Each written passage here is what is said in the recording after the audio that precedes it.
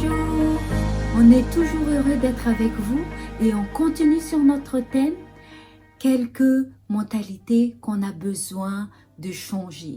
Hier, on a vu l'importance de cette éducation qui doit nous rapprocher de Dieu et pour qu'on puisse avoir une vie spirituelle plus disciplinée. Et aujourd'hui, je vais continuer sur le fait que certaines personnes pensent que c'est l'Église qui est responsable de leur vie spirituelle, en particulier pour leurs enfants.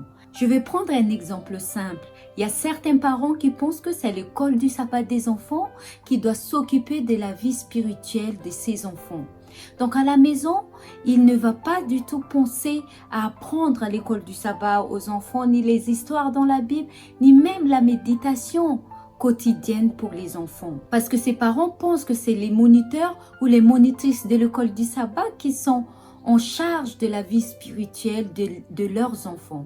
Et même pire, il y a certaines personnes adultes qui pensent que c'est l'Église qui est responsable de leur vie spirituelle. Justement, on arrive tout de suite à notre promesse d'aujourd'hui qui se trouve dans Psaume 78, verset 3. Nous ne le cacherons point à leurs enfants. Nous dirons à la génération future les louanges de Dieu et sa puissance et les prodiges qu'il a opérés. Si aujourd'hui, Sean a 4 ans, il connaît pas mal de versets, il sait prier, il aime parler de Jésus, ce n'est pas parce qu'il est le fils d'un pasteur, c'est parce que c'est une éducation qu'on fait à la maison. Et pourquoi on lui donne cette éducation à la maison?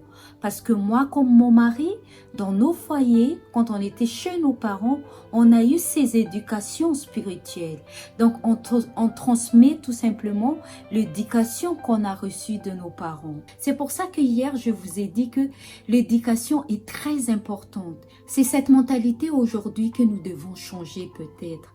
De penser que c'est peut-être l'église ou même l'école du sabbat qui est le responsable de la spiritualité de la vie de nos enfants ou de nous-mêmes, mais le seul et l'unique responsable de notre éducation spirituelle, c'est notre personne, c'est nous-mêmes. Et le responsable de nos enfants, ce n'est pas les monitrices ou les moniteurs de l'école du sabbat, mais c'est nous les parents. Et l'Église commence dans notre foyer. Et ce qu'on vit dans notre foyer est reflété à l'Église, là où on se réunit au temple de Dieu pour former ce corps du Christ. Donc ma prière pour nous aujourd'hui, c'est que nous puissions prendre conscience que si un jour je me perds, si un jour je quitte l'église, c'est parce que c'est un choix personnel. Et si un de nos enfants ne sont pas dans l'église, ce n'est pas l'église qui sera le responsable, c'est nous-mêmes. Quand Jésus va revenir, il ne va pas dire à l'église pourquoi cet enfant n'est pas dans l'église. Il va demander, Olivia, où est Sean et Samantha que je t'ai confiés?